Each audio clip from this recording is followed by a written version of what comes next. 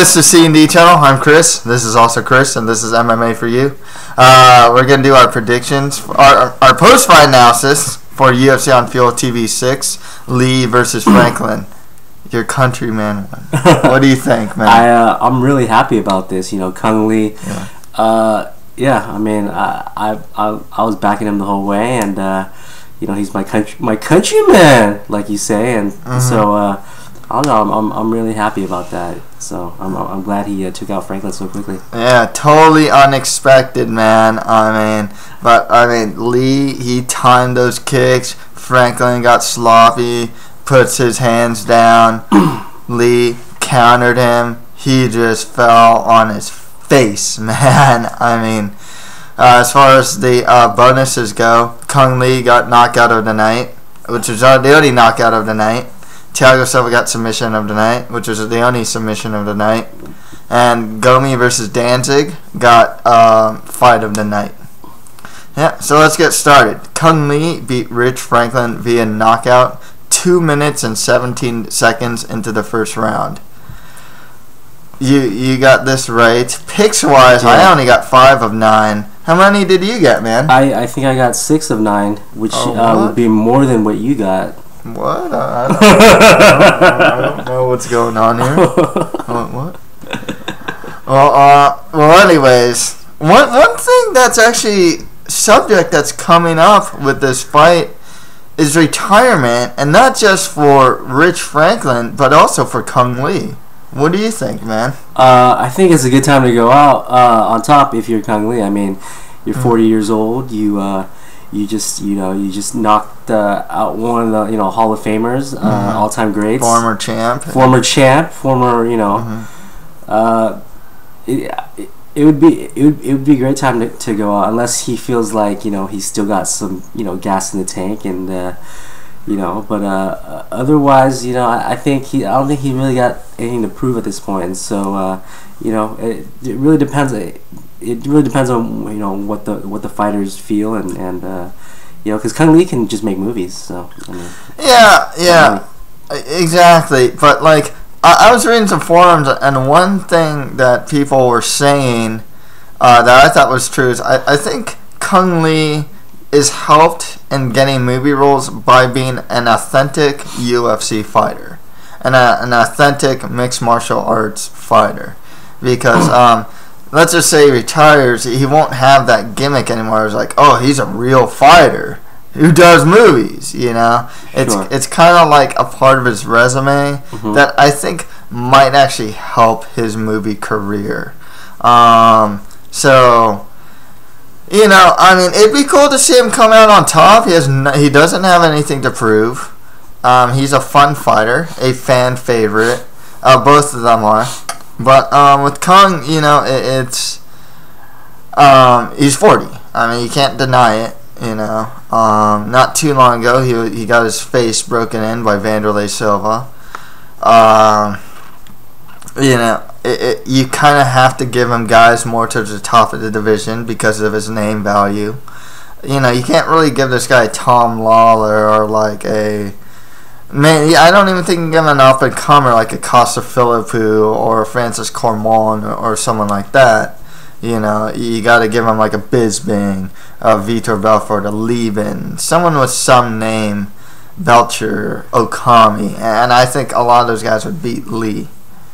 So that's why it's kind of tough. I don't know if he should retire, but because, like I said, I think it actually helps his film career by being in the UFC and being a professional fighter.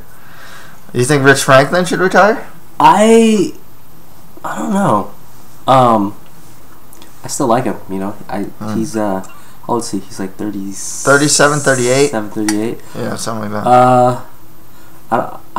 I think he's still got some fights left in him, and I want to see him fight, and I don't like to see him go out like this. So, yeah, I'd like to see him fight another one. That's my personal opinion. Yeah, I agree with that. One thing about if Rich Franklin retires now, I understand why he would. I mean, this is the first time he got knocked out cold. But he's been dropped multiple times. Like Vanderlei dropped him hard in the second. Of course, the Anderson Silva fights, he was just getting wrecked. Vitor Belfort knocked him out as well. So, I mean, he's definitely showing the signs of the chin going away, and his ability to recover might be going away as well, because that was one of the things that really saved him. His chin? No, he never had a great chin. He had great recovery. Okay. Because his conditioning was so good. Well, this was just an observation from the fight yesterday, but he was down for a while. Yeah, exactly. He didn't look good. Yeah. So I don't know if it was the severity of the punch or whatever. Oh, well, there are two things. There was the punch itself, which probably concussed him, and then him hitting face first into the mat, which probably added another concussion. That was a really bad knockout. I'm just a really bad one. But yeah, I don't want to see him going out like that. I'd like to see him, if he does go out, I'd like to see him go out on a win. I would too. That's the thing. And, if he doesn't fight power punchers, I think he can win a lot of fights, Like if you fight like a Bisping, I don't think he'd get knocked out. Belcher could knock him out, possibly, a rematch with Okami, I don't think he'd get knocked out there. So, it's just one of those things. I was just right on the button, though, man. Good win for Lee. Next fights, winner Belcher versus Okami. Winner, I think Bisping, win or lose against Vitor Belfort, maybe. I can't go too low with the guy because he's, he's too high profile of a guy. And Franklin should get the loser of those fights. Or Cung Lee versus the winner of Pal Harris versus Hector Lombard. Be pretty cool, too. Okay, next fight after that, we have Thiago Silva beating Stanislav Nedkov by an arm triangle choke in the 3rd round. Thoughts? Thiago Silva's a beast. I didn't realize how big that guy, how just aggressive and mean and just crazy that guy is. But yeah, I mean, I never was a huge fan of his, but I mean, I really liked what he did yesterday, and I mean, I thought Nedkov was doing pretty well up until the end there. Yeah, Nedkov gassed out by the 3rd. That was the thing. He's undersized for the weight class. I've always noticed that. I think he should cut to middleweight, to be honest. Thiago Silva's a huge light heavyweight. I'm gonna say though, I've actually seen him more aggressive in the past. He was backing up a lot, which really surprised me. Thiago Silva, you mean? Yeah, Thiago Silva was backing up a lot against the cage. It's really surprised me. I thought he'd go push forward a little more. And he definitely had a chance for takedowns as Nedkov was pushing forward and ducking his head. There is actually a scoring controversy here as the judges had Silva up by 2 rounds. I actually had Thiago Silva have round 1. I don't think Nedkov putting him up against the fence, and he more or less just held him there, did anything. I know you can go with octagon control or whatever, but like, at least Thiago Silva would like throw knees or something, even with his back against the fence. I don't give Thiago Silva the 2nd round though because he got dropped, so that was kind of weird. He did get dropped, right? Yeah, he got dropped. That's why I was like kind of weary about what was going on, but the submission at the end there, like, I mean, that was pretty awesome. Yeah, the only submission of the night, and it got submission of the night. It was a good win for Thiago Silva just because this is his first win in like years. Yeah. To be honest, he's been in a lot of trouble lately, right? Like he beat Brandon Vera but got a drug suspension, so that fight got turned. What was he on? Like a steroid or something? Yeah, I think so, because he had some back injuries, but he didn't want to follow the fight. And he got banned for a year? Yeah, I think so. Is that a bit excessive, or I don't know? No, it's not. Not at all. And the thing is with him, too, like, he lost against Gustafsson, and even before Brandon Vera, I think he lost to someone else, too. Like, I think his last one before this was Jardine. He beat Jardine, right? Yeah, he knocked him out cold. Who doesn't? Yeah. But so this was a good win. He needed this because he's always around that top, like, he's like number 11 through 15 in a lot of people's like, rankings. And this one kind of stays there. I think he should probably fight like a Jimmy Manua, to be honest. Manua man, or who's that? Jimmy Manua is this guy who just beat up on Kyle Kingsbury. He's undefeated. He's a striker, very dynamic. Bad gas tank though. I think that'd be a really cool fight for Thiago. Nedkov cut down to middleweight. I think that's his best bet.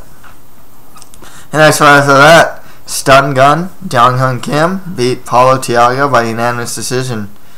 I think you got this right too, right? I believe I did, and I believe you did not. Yeah. I know I'm gonna be backtracking here. I generally pick Paulo Thiago on a lot of fights. He's definitely one of my more emotional picks whenever he's fighting. You like the guy? There's something about the guy. He's cool. You have a soft spot in your heart for him or something? He busts drug dealers into favelas. You know what I mean? Whoa, what? Yeah, that's his job. He's a part of Bope and Brazil. What is that? He's like it's like SWAT. DEA or something? Yeah, it's kind of like DEA, like SWAT. That's crazy. I didn't know that. And that's what he does. Like, outside of fighting, he goes around the favelas with guns and, like... And takes out bad guys? Takes out bad guys. So, like, do not cheer for that guy. That's the thing. He's always an emotional pick for me. The Stun Gun dominated, man. You saw the fight, right? Yeah, I saw the fight. It's good to see Stun Gun back, healthy. Didn't look like the rib injury from the previous fight, was bothering him or had any effect. Mm-hmm. And, I thought he did a good job. Yeah. Stun Gun dominated positionally. Took Paulo Thiago's back multiple times. Pushed him up against the cage and took him down multiple times. Threatened with submissions, just Paulo Thiago really didn't have anything for him. Worried about Paulo Thiago right now because the guy's he's only won one of his last 5. He beat David Mitchell in there. He's on a 2-fight losing streak. I hope they kind of give him someone easier because they always give him like the toughest guys. So Stun Gun's kind of like Thiago Silva. He's always that guy that's around like top 10ish to maybe number 10 at most to 15. Can't seem to break through to the very top. I'd like to see him rematch Damian Maia. I think that'd be a cool fight. Who else? Maybe someone up there too. He can fight the guys up there too. Okay, next one after that, we have the Fireball Kid Takanori Gomi beating Mac Danzig by split decision. I picked Danzig here, but I'm glad to see Gomi get the win. How about you, man? Yeah, I'm really happy to see Gomi get the win. I did pick against him as well, in hater fashion, but hater, huh? Well, I mean, someone's drinking hate. I saw you drink something. That was Haterade. That's Haterade, man. It's ridiculous. What do you get the Haterade there, man? Stop it. No, but yeah, it's good to see. It's good to see Gomi, get a W. I hope this helps him, get some confidence back, and I'd love to see the Fireball Kid back in full effect. Yeah, man. He did get taken down a couple times, but also Gomi managed to get top control of Danzig a couple times as well. Gomi didn't gas out real quick. He did fight with his hands out a couple times, but not as badly as I've seen him. The rounds were really close. I mean, this is funny, dude. In 2012, in the UFC, Cung Lee and Takanori Gomi are on 2-fight win streaks against good guys. Cung Lee beat Patrick Cote and Rich Franklin in a row. Gomi, Eiji Mitsuoka, and Mac Danzig. Gomi won his last fight? Yeah, against Eiji Mitsuoka. He's on a 2-fight win streak in the UFC in 2012. That's cool. I liked what I saw from Gomi. His chin was just still adamant, man. It's still granite. Danzig would tag him a lot, and Gomi would just walk through it, Gomi got some of his own hits on Danzig. It's really surprised me, actually. Danzig's pretty good defensively, but yeah, he would get tagged. Good one for Gomi here. Okay, next fight after that, we had a Guam versus China thing here as John Tuck beat Tron Zhang by unanimous decision. Any thoughts? Not too many thoughts. I recall Tuck getting the mount and being in dominant position a lot of times during the fight, and then yeah. I don't know. It got fight of the night, so obviously. No, it was Gomi versus Danzig.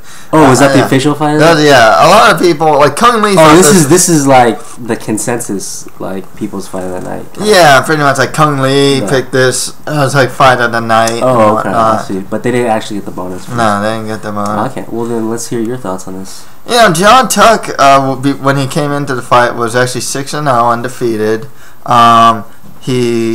All his fights were first round finishes, and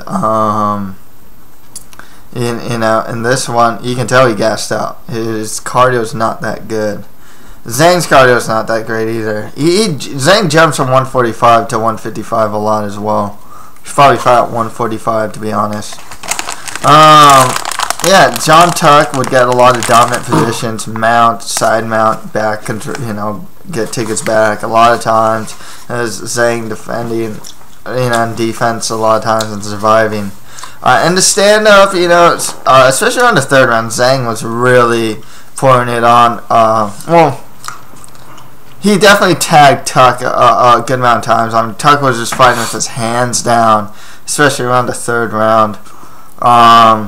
John Tuck's probably most well known. He was fought on the prelim to get into the house for the Ultimate Fighter during the season that Mike Chiesa won, and he fought Ally Aquinta, the semifinal, the guy who lost. He was like one of the finalists, and John Tuck's like toe got like destroyed. I mean, like his big toe was just like ripped off or something. Yeah, yes. And I mean it's just like really bad. Yeah. So he greatly injured it. Good one for Tuck was Zhang. He's the only Chinese national to fight in the UFC, and that's why he's there. Otherwise, he's not that great of a fighter. The UFC tries to feed him guys that he could possibly beat, and a lot of times he ends up losing. Danny Downs, John Tuck, Issei Tamura, all beat this guy. So I don't know if he'll stay. I think he's on either a 2-fight losing streak or a 3-fight losing streak. But they need him because he's the only Chinese national in the UFC. So, and they kind of use that. So yeah, interesting.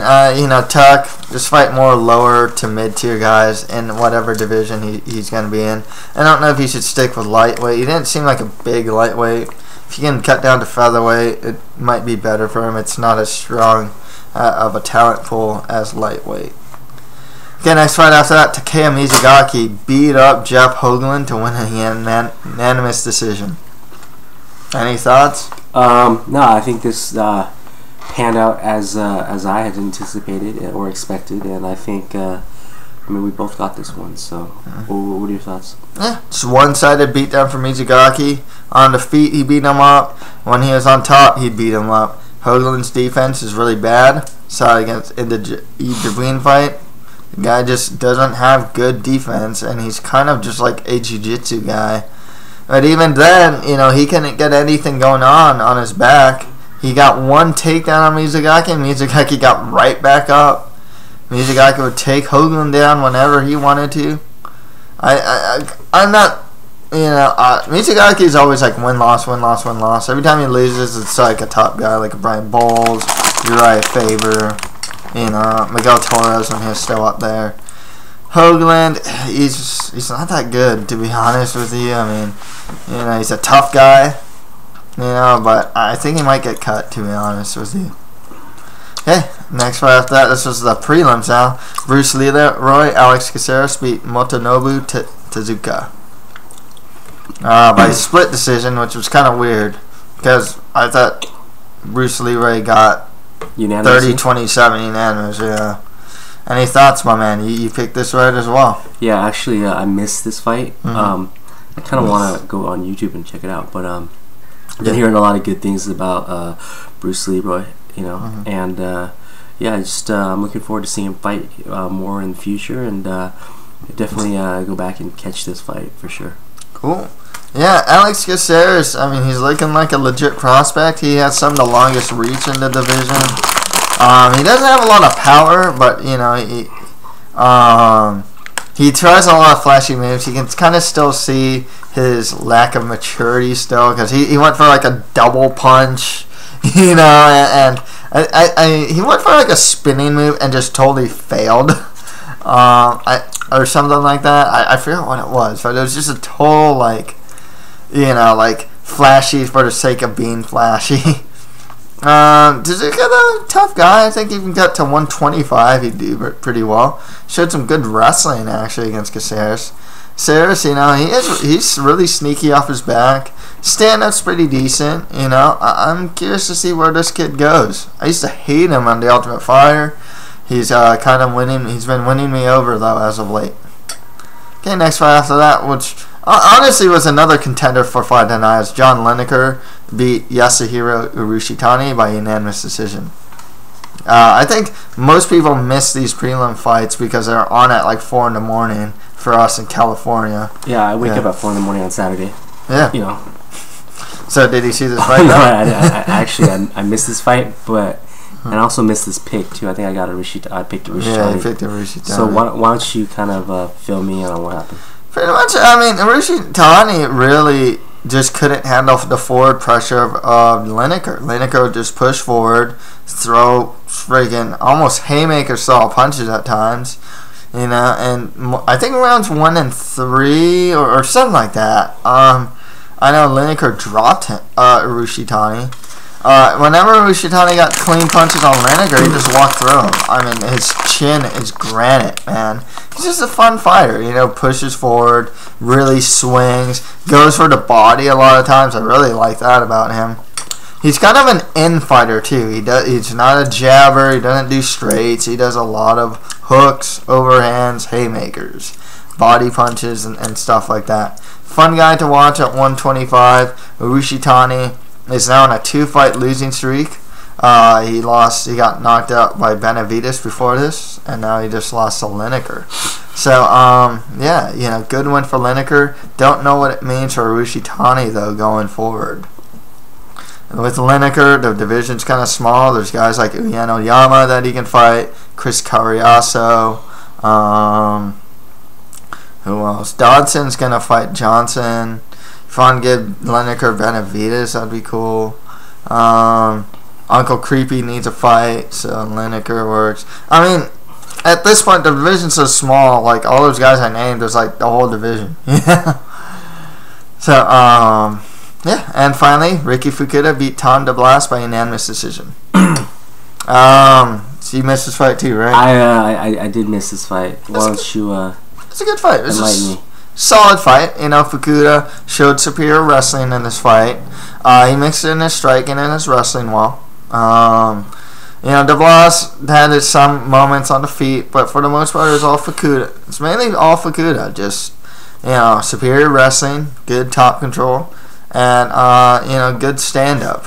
I think Fukuda's like one of those. He's not a prospect, really, but he's kind of tough. He's hard to finish. I'd consider him like a gatekeeper to the division, Like guys like he beat Tom DeBlas. Before this, he lost to like Costa Philippou, but he's testing guys like a Philippou, I think he's a good solid mid-tier gatekeeper. DeBlas is on 2-fight losing streak. Might give him one more fight at middleweight, I don't know.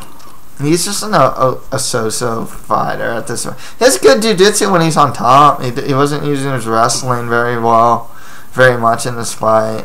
He's not a bad fighter per se. It's just at this point he's just kind of there, to be perfectly honest with you. Yeah, that's pretty much it for our post-fight analysis for UFC on FuelTV 6. If you have any comments, just leave them below. And you got anything left to say, or are you still drinking the haterade? I'm try not to drink as much Haterade as I was during the last forecast. But I just want to give out a shout out to my alma mater, Cal.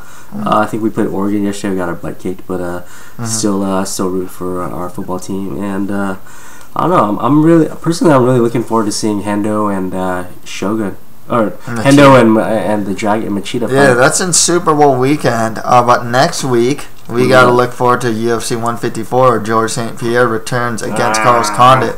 Are you guys gonna throw that on Q's Lounge? Yeah, we are gonna carry that at Q's Lounge. But you think Condit's got a good chance of winning? Because I really want to see him beat the crap out of GSP. I got GSP. I think we both got GSP, but yeah, I don't know. Yeah. I don't like that guy. Okay, so that's pretty much it for MMA for you. Thank you guys very much.